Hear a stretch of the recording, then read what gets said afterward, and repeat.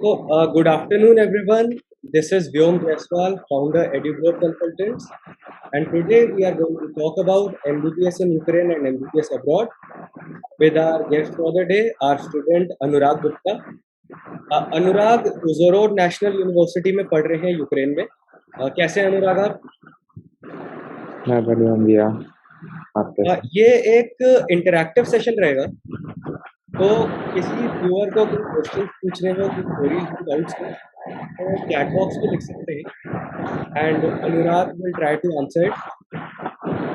तो अनुराग से interaction start करने के पहले मैं एक चीज़ बताना चाहूँगा जो आई गेस जितने नीट बच्चे जो देने वाले हैं इस साल या अगले साल भी उनको मोस्ट ऑफली पता होगी, बट एनीवेज ये एक बहुत इम्पोर्टेंट इन्फॉर्मेशन है कि पहले जो एमसीआई होता था, मेडिकल काउंसिल ऑफ इंडिया, उसका नाम चेंज करके NMC that is national medical commission होता है एंड पहले एफएमजीई एग्जाम होता था, करंट नेशनल ग्रेजुएट एग्जामिनेशन। अब उसको रिप्लेस कर दिया है नेक्स्ट में which is national exit test. अब इसमें फर्क क्या आया है कि पहले जो एफएमजी एग्जाम होता था वो सिर्फ उन बच्चों को देना होता था जो आउट ऑफ इंडिया से पढ़ के आ रहे हैं, क्योंकि वो क्लियर करने के बाद ही एज अ डॉक्टर इंडिया में प्रैक्टिस कर सकते हैं। Correct me if I am wrong Anurag. हाँ जी भैया। बट नेक्स्ट एग्जाम में अब क्या है कि नेक्स्ट एग्जाम अगले साल से हर बच्चे को, चाहे वो इंडिया में पढ़ रहे हैं चाहे आउट ऑफ इंडिया पढ़ रहे हैं, पास मैंडेटरी है सो दैट वो एज अ डॉक्टर इंडिया में प्रैक्टिस करें। अब होता क्या है कि इंडिया में जो टॉप 5% बच्चे आते हैं नीट एग्जाम में, उनको तो कॉलेजेस मिल जाते हैं 10 से 15 लाख 20 लाख के बजट, बट बाकी जो 95% बच्चे हैं वो कहाँ जाते हैं? तो ज़्यादातर बच्चे एडमिशन लेते हैं या तो इंडिया में महंगे कॉलेजेस में 80 लाख से लेके 1.5 लाख, या वो एडमिशन लेते हैं आउट ऑफ इंडिया, जैसे अनुराग पढ़ रहे हैं, हमारे और भी बच्चे पढ़ रहे हैं, जहाँ पे टॉप यूनिवर्सिटीज का बजट है 20 लाख के आसपास। अब नेक्स्ट एग्जाम की वजह से आपको क्लियर हर बच्चे को ये करना है, तो ये हर बच्चे को सोच के चलना पड़ेगा कि does he want to spend that much money on education, MBBS पे 80 लाख 1 करोड़ रुपए करना, या बाहर से क्वालिटी एजुकेशन लेके भी वो एग्जाम क्लियर किया जा सकता है। एंड वो जो पैसा है 1-1.5 करोड़ रुपए, वो आप अपने एमडी के टाइम पे यूज कर सकते हैं जब आपको एमडी करना है। तो जी अनुराग अब हम आपसे थोड़े क्वेश्चंस पूछते हैं, आपको काफी वेट कर रहे हैं। तो अनुराग आप कौन से सिटी से, किस स्टेट से बिलोंग करते हैं, कहाँ से हैं इंडिया में? भैया, मैं गुड़गांव हरियाणा से हूँ गुड़गांव है। और मैं हाँ जी, और मैंने अपनी स्कूलिंग रेवाड़ी से करी है, हरियाणा कौन सा में ही है। स्कूल था आपका? मेरा आरपीएस रेवाड़ी। आरपीएस। एंड आपके 10th और 12th में कितनी परसेंटेज थी? मेरी 10th में 70% थी और 12th में मेरे 93 90। 93%। एंड नीट में आपका क्या स्कोर था? नीट में मेरा 465। 455। तो 465 था। 465। तो ये तो एक बड़ा इंटरेस्टिंग है कि नीट में आपका इतना अच्छा स्कोर था, तो आपने इंडिया में क्यों नहीं पढ़ाई करी, क्या वजह रही? बेसिकली एक तो कि मैं जनरल से हूँ, तो फिर सेमी गवर्नमेंट भी मिलता तो उसके भी फिर वो था कि बहुत मतलब कि कैसा कॉलेज मिलेगा, उस पर डिपेंड करता मार्क्स पे। बट फिर मेरे को अगर एक और ड्रॉप में देता तो मेरे को अराउंड 550 तो लाने थे अच्छा सेमी गवर्नमेंट लेने के लिए। प्रॉपर गवर्नमेंट तो तब भी नहीं मिलता, राइट। तो इसलिए फिर एक ईयर और वेस्ट करने से बढ़िया है, पापा ने बोला कि बाहर भेजते हैं, 1 साल भी बचेगा और मतलब कि बाहर से अच्छी पढ़ाई भी हो जाएगी। एंड आपको हमारे बारे में, एड्यूग्लो कंसल्टेंट्स के बारे में आपको कैसे पता चला, कहाँ से पता चला आपको? मेरे पापा के एक फ्रेंड के थ्रू पता चला था, अच्छा। तो उन्होंने आपका कांटेक्ट नंबर दिया था, तब बात हुई। आपके फादर से तो मेरी काफी रेगुलर बात होती रहती है। एंड जी। आपने आपका एडमिशन प्रोसेस जब हमने शुरू किया, जब आप हमारे पास आए लास्ट ईयर, तो एडमिशन प्रोसेस में कितना टाइम लगा? आपका ऑफर लेटर, आपका उसके बाद इनविटेशन और फ्लाइट बुकिंग, उसमें टोटल जो प्रोसेस होता है तो कितना टाइम लगा? विद इन 10 डेज सब कुछ हो गया था। 10-15 दिन में वो सब? मेरा पासपोर्ट नहीं बना था, वो मैंने पासपोर्ट जब आपको दिया उसके बाद तो विद इन 10 डेज सब कुछ हो गया था। मैं तो मेरा शायद पासपोर्ट आ गया था 20th को, और मैं 14th को तो मैं यूक्रेन में था, 14th ऑफ दिसंबर। अच्छा। और आपने उज़ोरोड नेशनल यूनिवर्सिटी ही चूज़ करी, उसके पीछे क्या रीज़न था? बेसिकली अगर मैं मेन रीज़न बताऊँ तो वहाँ पे मेरा एक फ्रेंड था, पहले एक नोन था, हुँ, हुँ। तो वो बहुत हेल्प करता है कि कोई नोन है तो उसने मेरे को पहले सब चीज़ों के बारे में बता दिया था कि कैसे क्या है। और वो मेरा मतलब मेरा वो क्लासमेट था, नोन अच्छा, तो मैं क्या बोलूँ, मेरा क्लासमेट था। तो मेन रीज़न ये हो गया था। और कुछ मतलब कि उसका मतलब 10th वो 3rd वो मेडिकल रैंकिंग में है, और 11th वो पूरे वर्ल्ड मतलब यूक्रेन में है वो रैंकिंग उसकी, और एक्रेडिटेशन लेवल भी उसका सबसे हाई है। और जो एमसीआई पासिंग रेशियो है उसका 2nd या 3rd पे है वो। तो इस रीज़न से मैंने वहाँ पे लिया। तो हाँ जी। कॉलेज आपको यूनिवर्सिटी आपको पसंद आ रही है, आपने मतलब आपको ये लग रहा है हाँ कि जी। डिसीज़न अच्छा रहा वहाँ पे जाके। हाँ, हाँ, बिल्कुल, बिल्कुल। And Ukraine as a country आपको कैसे लग रही है? आप जाते हो वहाँ पे, बच्चे जाके घूमते भी हैं, तो एज़ अ कंट्री हाँ कैसी जी। है? क्लाइमेट कैसे है? कोई चैलेंजेस आ रहे हैं आपको वहाँ पे? नहीं, कंट्री एज़ एन मतलब वहाँ के लोग जो हैं वो मतलब कि अगर हेल्प लोगे तो वो कर देंगे। लेकिन वैसे मेनली उनका रहता है वो अपने से मतलब रखते हैं, वो इतना कुछ इन्वॉल्वमेंट नहीं रहता बाहर के स्टूडेंट्स या फॉरेनर से, अपना सिंपल रहते हैं। और क्लाइमेट की मैं कहूँ तो मतलब अ, विंटर्स में थोड़ी मतलब जस्ट गए थे इंडिया से तब दिक्कत हुई थी कि थोड़ा-सा मतलब 10 टू 15 डेज़ लग गए थे एडजस्ट होने में। बट उसके बाद एडजस्ट हो गए थे विंटर्स में। और अभी समर्स में 30 के आसपास 30 डिग्री के आसपास रहता है टेम्परेचर, तो फिर फैन यूज़ करना पड़ता है, तो इतना इश्यू नहीं है। तो मतलब विंटर्स में कि टेम्परेचर क्या रहता है वहाँ पे? विंटर्स में कितना टेम्परेचर?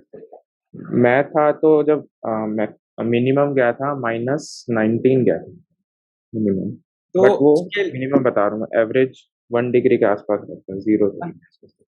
तो चाहे -5 हो, -10 हो, -20 हो, उसकी तो जैकेट्स मेरे हिसाब से डिकैथलॉन पे और काफ़ी जगहों पे मिल जाती हैं। तो वो हाँ जी। जैकेट्स पहन के मेरे ख्याल से काफ़ी फ़र्क पड़ जाता है बच्चों को। मैंने एक चीज़ और नोटिस करी, ये थोड़ा आउट ऑफ उसका होगा कि मैंने इंडियन जैकेट्स जो थी ना, हुँ, वो इतना ठंड नहीं रोक पा रही थी, जितना मैंने वहाँ की जो जैकेट्स ली थी, वो रोक पा रही थी। वो मतलब अच्छा। उनमें तो लग ही नहीं रही थी बिल्कुल भी ठंड। वो हुँ। एकदम मस्त गरम रख रही थी, कोई दिक्कत ही एंड नहीं जो थी उसमें। वहाँ पे जो यूनिवर्सिटी है या आपके हॉस्टल्स हैं, तो वहाँ पे सेंट्रली हीटिंग रहता होगा? हाँ, बिल्कुल, बिल्कुल, सारा हॉस्टल्स भी और पूरा यूनिवर्सिटी वगैरह सारा कैंपस। मतलब आप बिल जब तक अंदर हैं तब तक आपको पता नहीं चलेगा टेम्परेचर का। हाँ जी, बिल्कुल। विंटर्स में भी आपको वो वाली प्रॉब्लम नहीं है कि अंदर ठंड लग रही है। आप बाहर जाओगे तो ही हुँ। जैकेट पहन के जाना पड़ेगा, आउट ऑफ हाँ इंडिया। जी, हाँ जी। हुँ, बिल्कुल भी। एंड आपका हॉस्टल कैसा है? एक बहुत बड़ा कंसर्न होता है बच्चों का कि हॉस्टल अच्छा होना चाहिए। बॉयज़ हॉस्टल और गर्ल्स हाँ, हॉस्टल सेम है या सेपरेट है?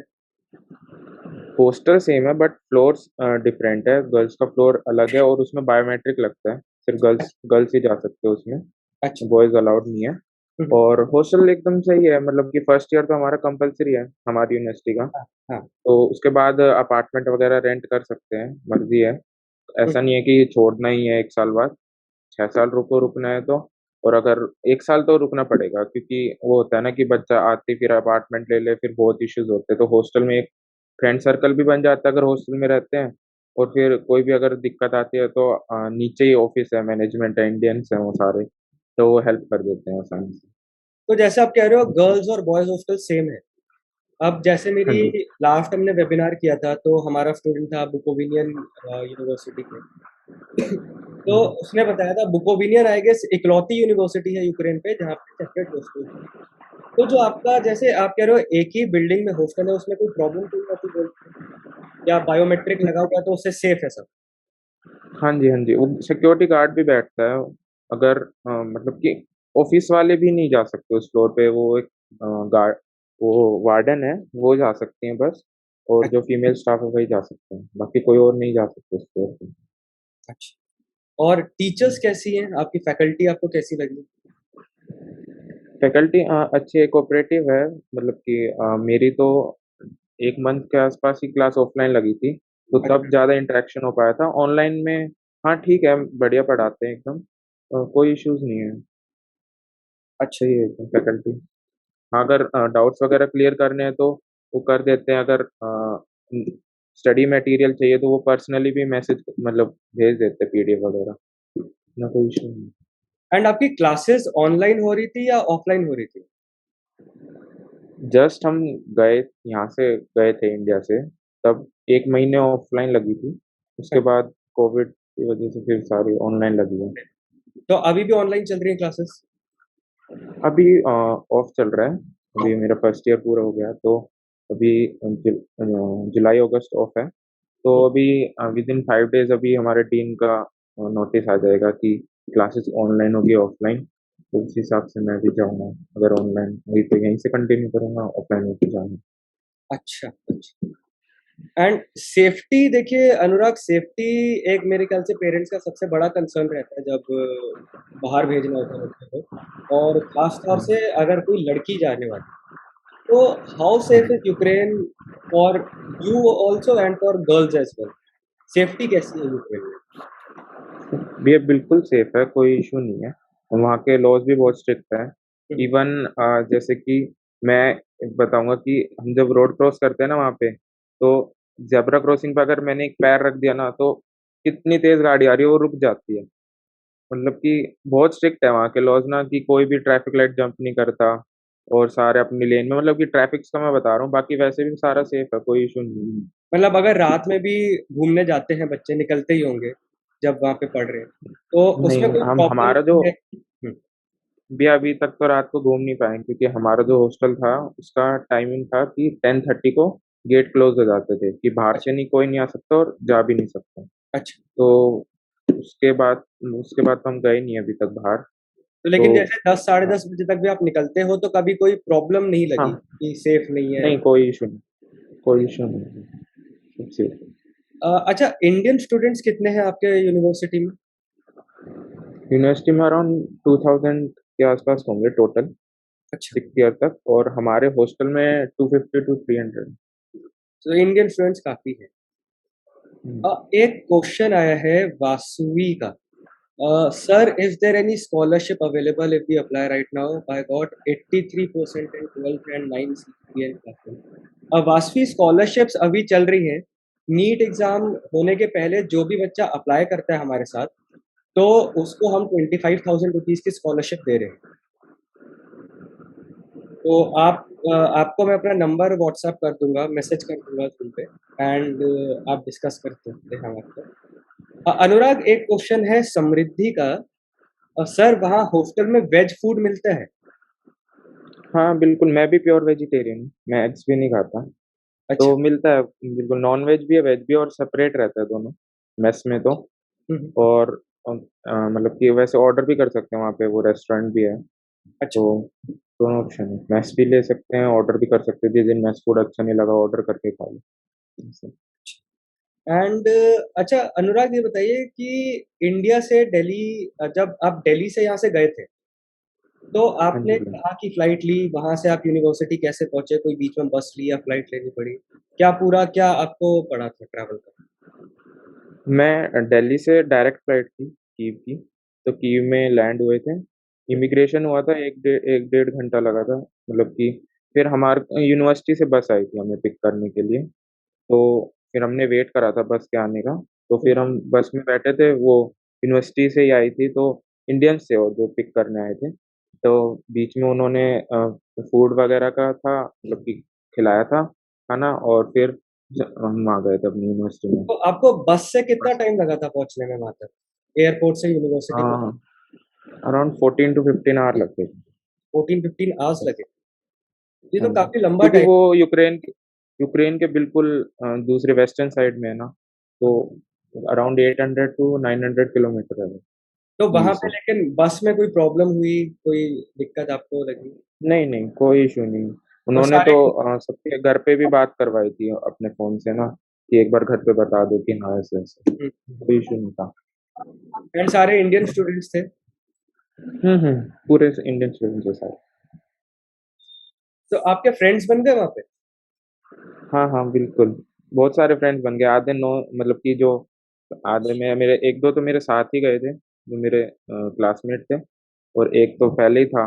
एक हमारा तो ग्रुप हो ही गया था, और भी बन गए हैं बहुत सारे दोस्त, तो हमारा एक पूरा सब ग्रुप है। वहाँ पे ऐसे होता है कि पढ़ाई एक सब ग्रुप बना देते हैं, हाँ बेटा। कि 15 टू अच्छा। 12 स्टूडेंट्स का एक सब ग्रुप बना देते हैं, वो उन्हीं की क्लास लगती है। और मतलब उन्हीं में ही पूरे 6 इयर्स हमें साथ पढ़ना होता है, हम 12 या 15 बच्चे, अच्छा। तो फ्रेंड्स बन गए। और जो पढ़ाई है वो इंग्लिश में है या लोकल लैंग्वेज में? क्योंकि एक इंग्लिश प्रॉपर। प्रॉब्लम ये आती है, काफी ऐसे कॉलेजेस हैं वहाँ पे कंसल्टेंट्स बताते नहीं है, जहाँ पे मिसगाइड होता है बच्चा, कि कई बार ऐसे यूनिवर्सिटीज में भेज देते हैं जहाँ पे पढ़ाई लोकल लैंग्वेज में हो जाती है। तो उजोरोड नहीं में नहीं, ऐसे पूरे इंग्लिश में हमारे। प्रॉपर इंग्लिश नहीं में, नहीं, फुल फुल इंग्लिश में। हाँ जी। एंड लोकल लैंग्वेज आपको पढ़ाई जाती है वहाँ पे, सिखा रहे हैं? हाँ हाँ, यूक्रेनियन लैंग्वेज की क्लास लगती है, एग्जाम भी होता है उसका, तो क्लास लगती है उसकी। एंड एक क्वेश्चन है, I want my son to study in Ukraine for MBBS this year, when can I meet you and are there any scholarships available? Shivangi, मैं आपको अपना नंबर सेंड कर रहा हूँ। एंड स्कॉलरशिप्स का मैंने अभी बताया था कि जब तक नीट एग्ज़ाम नहीं होता, अगर उसके पहले आप अप्लाई कर रहे हैं हमारे साथ, तो स्कॉलरशिप्स अवेलेबल है। तो काफ़ी बच्चे हैं जो हमारे साथ अभी अप्लाई कर चुके, क्योंकि उन्हें ये पता है कि हम नीट क्वालिफाई तो कर ही लेंगे। तो अगर आपको वो चीज़ लगती है तो you can apply with us, and हम प्रोसेस स्टार्ट कर सकते हैं। और कोई कुछ पूछना चाहेगा तो पूछ सकता है, नहीं तो हमारे आज के क्वेश्चंस तो खत्म हो चुके हैं अनुराग के लिए। अनुराग, वहाँ पे फूड कैसा है? आप जैसे कह रहे हो आप वेजिटेरियन हो, तो खाने की हाँ कुछ जी। प्रॉब्लम? नहीं, खाने की सब चीज मिलती है, अगर सेल्फ कुक कर सकता है बंदा तो बहुत बढ़िया है। अच्छा। क्योंकि मतलब मेस भी है, वो कोई इशू नहीं है, लेकिन फिर आदमी अगर खुद से बनाता है ना तो और बढ़िया है। सारी चीज मिलती है, दाल वगैरह सब चीजें मिलती हैं, वेजिटेबल्स भी सारी हैं। और अगर बाहर का मैं रेस्टोरेंट वगैरह का कहूँ तो मैं इतना नहीं खा पाया, क्योंकि वहाँ पे नॉन वेज ज़्यादा मिलता है। तो वेज में मैं पिज़्ज़ा ट्राई कर चुका हूँ, और पिज़्ज़ा और रैप्स वगैरह, बस इतना ही कुछ खाया बाहर का तो। अच्छा। बाकी इतना कुछ एक्सप्लोर नहीं कर पाया। आइसक्रीम वगैरह खाता था वहाँ पे, बढ़िया मिलती है बहुत, मतलब सेल्फ अगर बंदा कुक कर सकता है तो वेल एंड गुड है, नहीं तो मेस भी है, वो कोई इशू नहीं है। अच्छा। यहाँ पे अभिषेक का क्वेश्चन है, what's the course duration there and what about practical practice? Course का ड्यूरेशन 5 इयर्स 8 मंथ्स है, वो 6 ईयर बोल देते हैं वैसे। हाँ। और प्रैक्टिकल प्रैक्टिस अभी तक तो हमारी हुई नहीं है, क्योंकि क्लासेस सारी ऑनलाइन लग रही थी। बाकी होती है हमारे, अगर हमें हमारा मतलब जो मेरा फ्रेंड है वही बता रहा था कि फर्स्ट ईयर में कैडेवर वगैरह दिखा देते हैं, कि मतलब बॉडी के मतलब डेड बॉडी से ऑर्गन्स वगैरह दिखा देते हैं प्रॉपर। और फिर मेन थर्ड ईयर से शुरू होती है।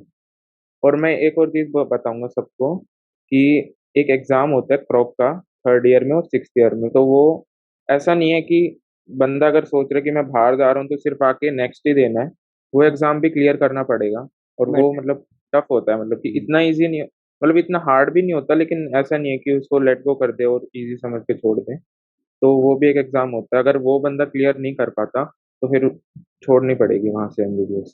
और फिर या तो फिर वहीं से दोबारा फर्स्ट ईयर से शुरू करनी पड़ेगी, और या फिर कोई ट्रांसफर लेके ऐसी कंट्री में जाना पड़ेगा जहाँ पे मतलब कि क्रॉप की कोई मतलब क्रॉप तो पूछते ना हो।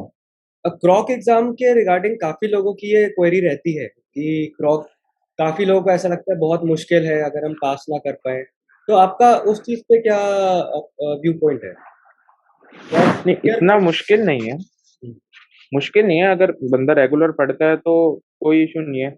मेरे बहुत सारे सीनियर फ्रेंड भी बने हैं, तो उनका जस्ट अभी मतलब वो टॉपर है, मतलब वो यूनिवर्सिटी टॉपर है जो फ्रेंड है मेरे। तो वो ये था कि वो डेली पढ़ते थे, जो पढ़ाया जाता था वो डेली पढ़ते थे, और बस उसी से हो जाता है, मतलब कि पास करना मेन है।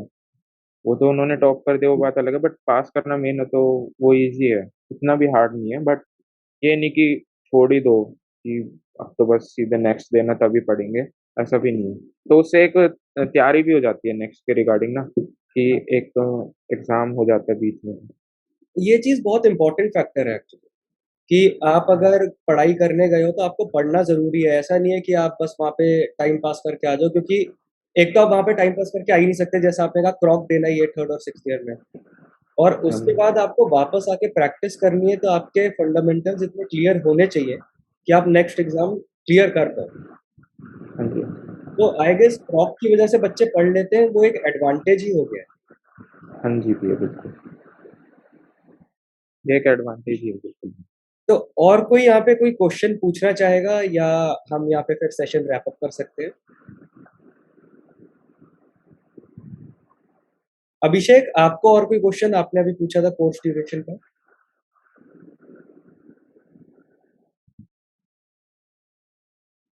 अनुराग, आई गेस आज इतने ही क्वेश्चंस थे and thank you so much for taking out time and touch में रहेंगे हाँ जी एंड भैया। All the best for your future. Thank you Anurag. Thank you thank everyone you, for joining in. Thank you so much. Thank you भैया। Thanks a lot.